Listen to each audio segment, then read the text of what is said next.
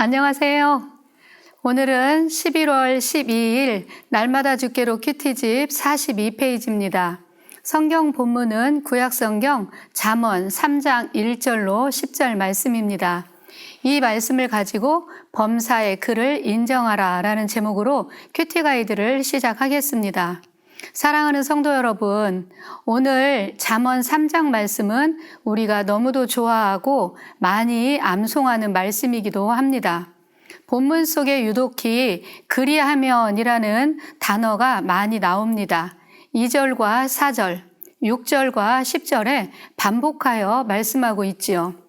너희가 이렇게 살아라. 그리하면 이렇게 복을 주시겠다라고요. 어찌 보면 축복을 조건적으로 말씀하고 있는 것 같지요. 그러나 그렇지 않습니다. 우리는 하나님의 자녀로서 당연히 하나님의 말씀대로 순종하고 살아야 되지만 그 말씀대로 살 때에 이런 축복을 덤으로 주시겠다고 약속하셨으니 이건 역시 큰 은혜입니다.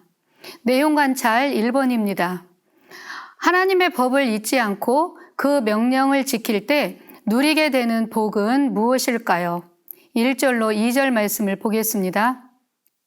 내 아들아, 나의 법을 잊어버리지 말며 내 마음으로 나의 명령을 지키라.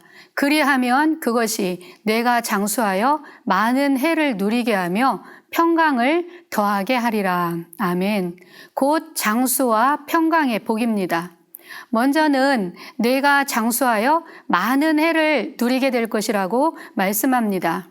아기가 태어나 돌잔치를 할 때면 돌잡이라는 것을 하지요.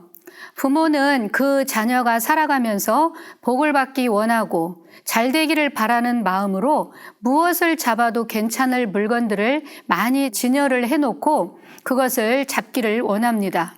그 물품 중에는 실타래를 놓기도 했습니다. 곧 장수를 상징하는 것이지요. 아기가 건강하게 장수하기를 원하는 부모의 마음이 들어있음을 볼 수 있습니다. 또 하나는 평강의 복입니다. 우리가 살고 있는 이 세상은 아무런 문제와 염려, 근심이 없을 수 없습니다.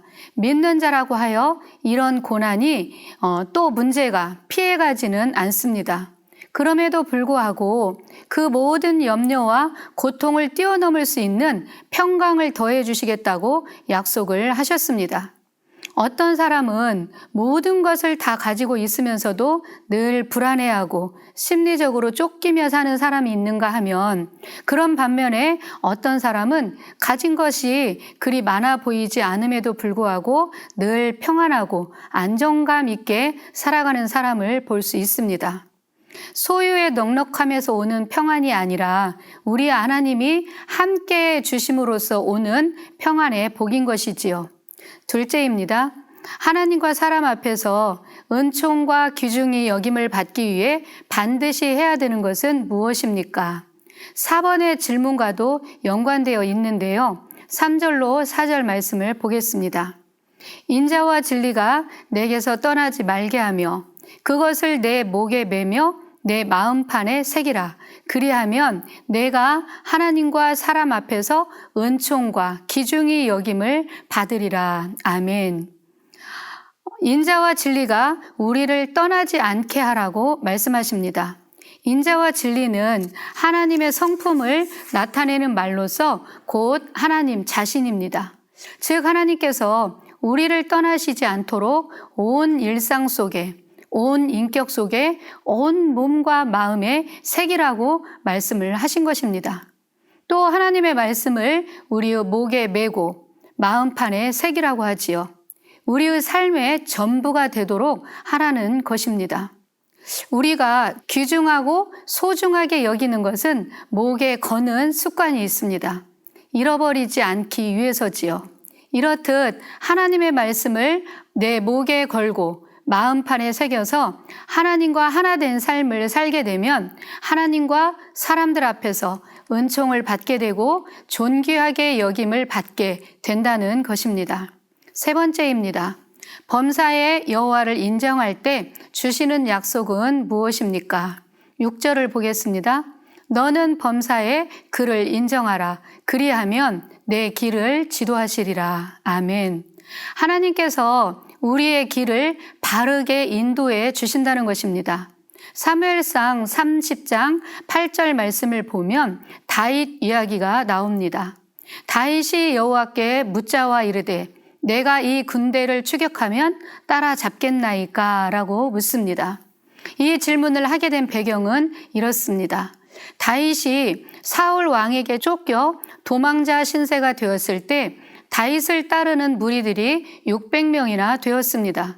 그 무리들이 시글락에 머물고 있을 때였습니다.